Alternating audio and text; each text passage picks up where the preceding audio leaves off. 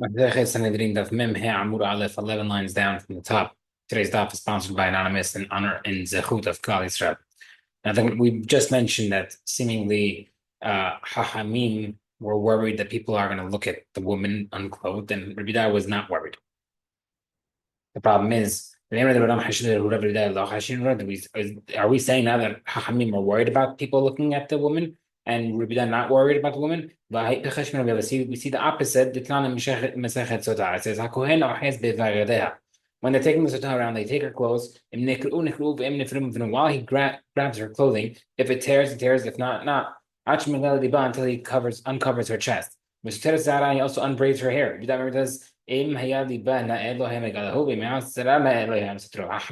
says rather, if her chest is pretty, then he doesn't uncover, and also her hair, if it's pretty, he doesn't undo it as well. So we see from here that Rabbi is worried about the woman, and Chachamim are not. Gemara says, the reason why Sotah is different. Because Rabbi says, I don't want you to reveal the woman too much by the sotas, because maybe she'll be innocent. The Kohanim who are there will be aroused by her. But in the case of the execution, she's dying, and therefore we're not worried. The Gemara says, if they see her, even in the case of stoning, maybe they'll chase their desires of a different woman. The Hachamim say that a person's eyes only lust after what they see, and therefore we're not worried about them chasing elsewhere. So we answered the stira of Rabbi, but we didn't answer the stira of Hachamim. How come Hachamim we didn't explain? Rabbi answered Rabbi. The Kasu said by Sita, you have to undress her. The reason why we uncover the woman is because we don't want other women to see. We want other women to see it, and therefore they'll act better and not be like her. Regarding the stoning, we don't need to humiliate her because we already know. I mean, she's literally getting executed. You don't need a deterrence. Maybe in our case, we should execute her and humiliate her. The Gemara says, have this many times throughout the Masechet. Remember this. You shall love your friend like yourself, and therefore choose a kind death, which means don't overdo it, like we'll see soon. Maybe the concept of Nachman is machlok tanaim, because we see that they don't agree on the same point.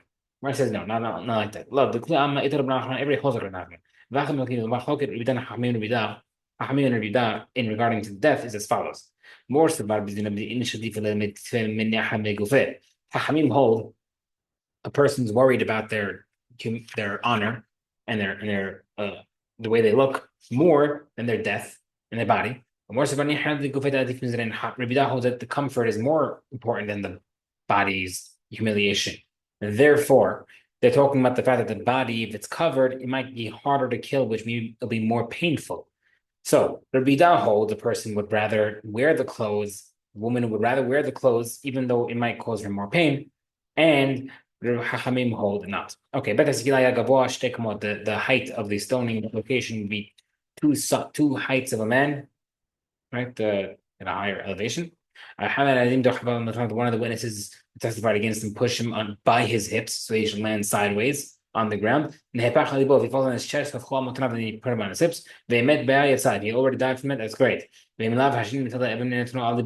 not, the second witness takes a stone and throws it onto his chest to kill him. If he dies, good. If not, then everybody else, a whole Bnei Israel starts stoning him. Pasuk says, the Edim should go first.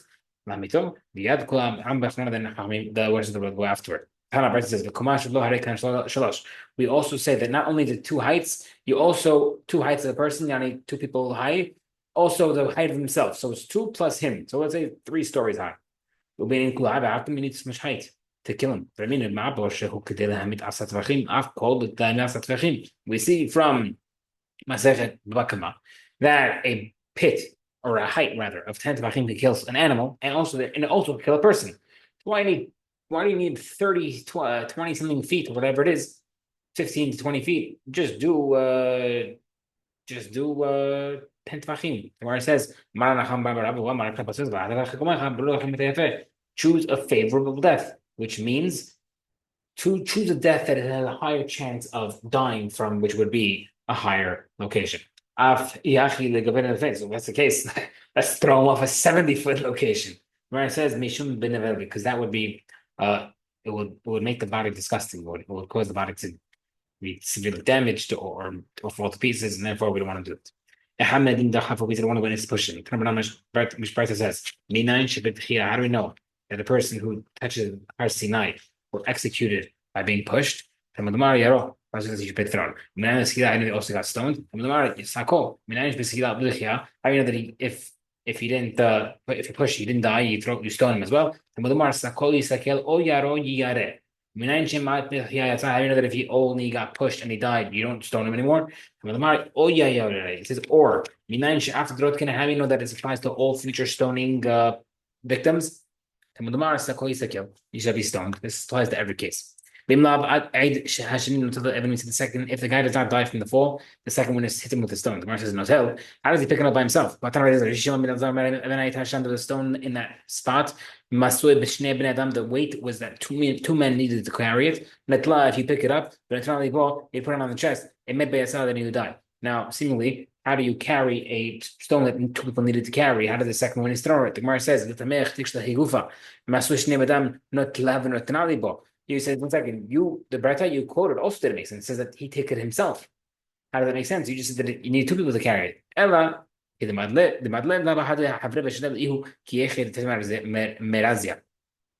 witness picks it up with the other guy and he throws it by himself because an item that's thrown by one person will have a stronger effect than thrown by two people. You don't get that same oomph and by throwing it. So you need help picking it up. Then by the release, it's easier for one person to throw it.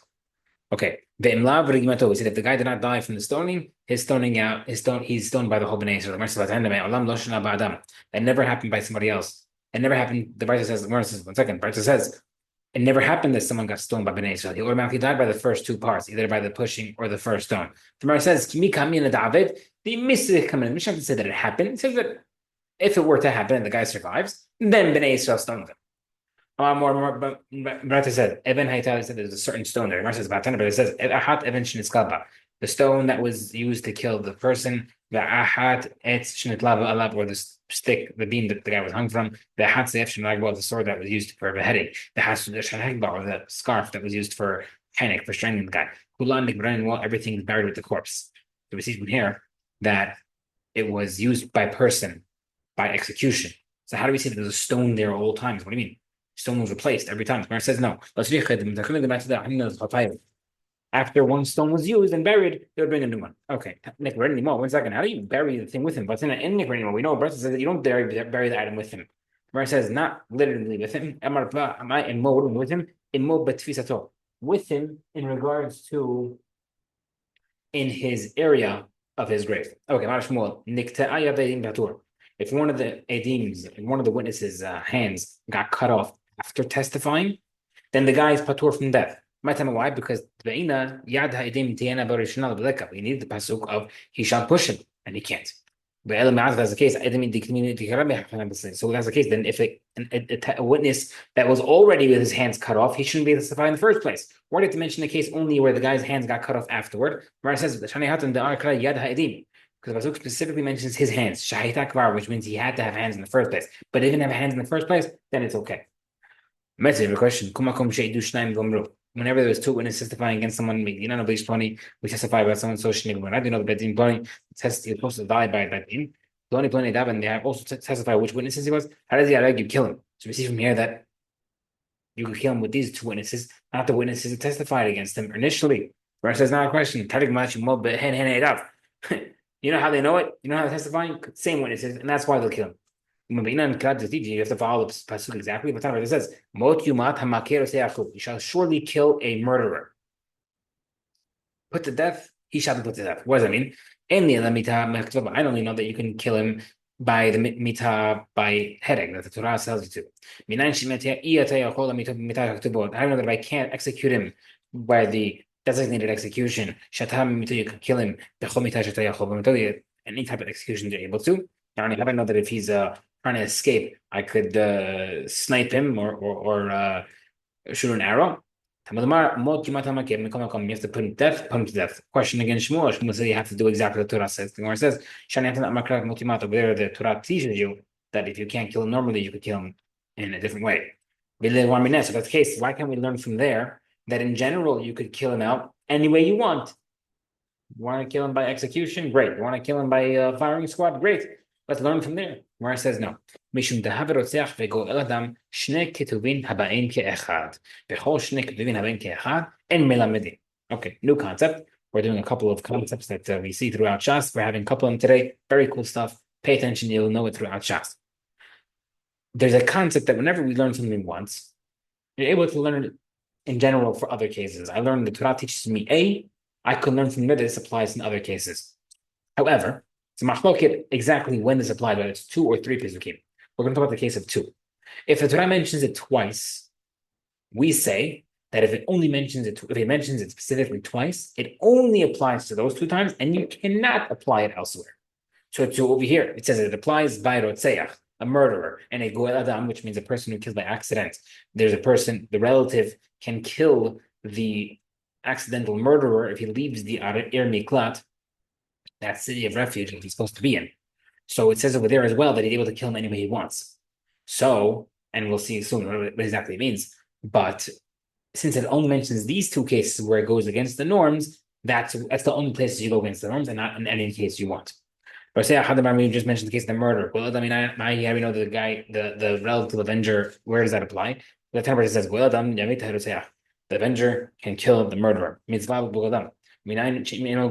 only applies to the relative. If there's no relative, how do you know Betin appoints one to make sure the guy stays in every class? Says when he meets him, any type of meeting, meaning any type of person can avenge him if Betin appoints him. Okay, do we not need the pasuk to be fulfilled exactly? Mishnah says, if the parents of a ben surar morer, right? Ben surar morer is a rebellious son, does certain things. We say the parents have to be, if the parents is missing a hand, or ilim, or deaf, or can't talk, or higer, or can't walk, or suma, or blind, or herish, or deaf, in or is right, he can't be, the child can't become convicted. Shemar Pasuk says, besides simple, they have to grab him. Therefore, he has to have hands. They have to take him out. They can't be limp. They shall say, which means they can't be mute. This son, doesn't mean they can't be blind because they have to point him. And then no, doesn't hear us. That means they can't be deaf. And therefore, my tama, how come you can't kill him? Because you need the pasuk working exactly. Proof and showing that you have a third time that you have to follow pasuk exactly. The Gemara says, no, over there, the reason why you have to follow those requirements is not because you have to follow pisukim in general, and therefore we're trying to say there's a third pasuk, and therefore you should learn it elsewhere. But rather over there you follow the requirement because that whole pasuk is extra. Why do we have to spell that out so detailed? It must be those are the requirements. Okay. Tashma. In the Rachel, if a Ir Hanidachat does not have a road, in Nas in Erdachat, you can't make it Ir Hanidachat. You can't destroy it. Divrei Ishmael. The Biakim says in that Rachel doesn't have a road. Also in that Rachel Meir road.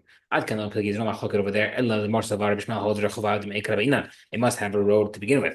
Meir Savar Ella Pin holds Rachel Hashdal can make the Kardami. You have one now. It's great to make one afterward. Avadakul Amma Bein Katatib. We see clearly you have to follow the pasuk. Question against Shmuel. Where it says tonight Machotayim. The Mishnah said in the Bohen Yad, in the Bohen Yad, Bohen Regel, Ozni Manit, in the Tahora or Lamit. In regarding to purifying someone who had sarat, you have to put it on his right thumb and right toe and right ear. So if he's missing any one of those, he can't have any tahara.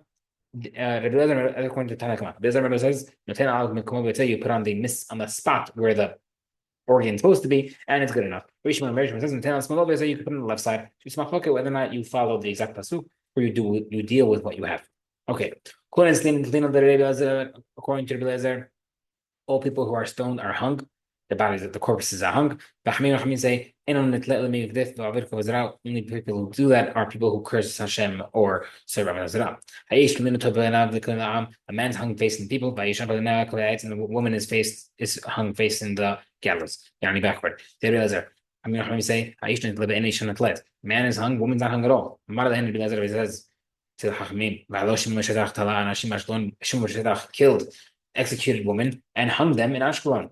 Amrullah Shemonim Nashim Tala. He hung 80 women. By the way, this applies to yesterday's daf. I mentioned voice note me about a certain story. This is that story about where he hung 80 women in one day. And technically, Bedin can't judge two capital cases in one day. So it must be that case was a special situation. Like I will tell you, I will send you that voice note with those details. And if you need my number, it's 917-304-4632. So the fact that he hung those people on that day, 80 people, even though I do two, it must be that was a special scenario. And therefore, if he's hanging them also, it must be a special scenario. And therefore, it's not a proof that you're able to hang women. Okay, number 9. The humat vitalita. If a man committed a sin, you kill him and you hang him. Maybe you may think anybody who's executed can get hung. Another person who says, he cursed Hashem. Of course, sounds like only just like a person who is a skila. So to anybody who's skila should get hung. Of course, no. Only people like the person who cursed Hashem, just like the person who cursed Hashem denied Hashem. So to anybody who denies Hashem, which is a person who curses or a person who does avodah zarah. They have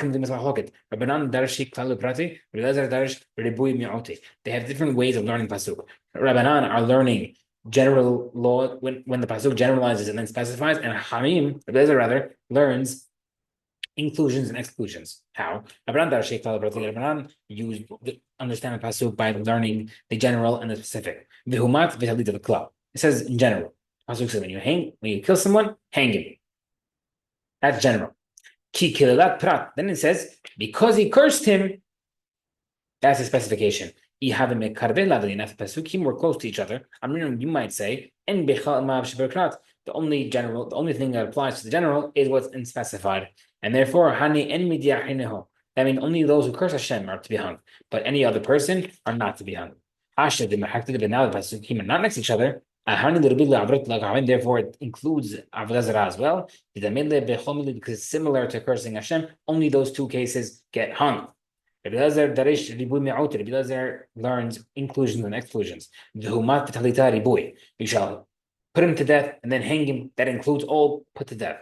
Then it excludes it by saying only person who cursed Hashem. You have another person who close to each other. That only included avodah zarah. Because it's compared to each other. Since the two are not close to each other, therefore it includes that general rule of executing. Hanging applies to all types of people who got stoned, have to be hung.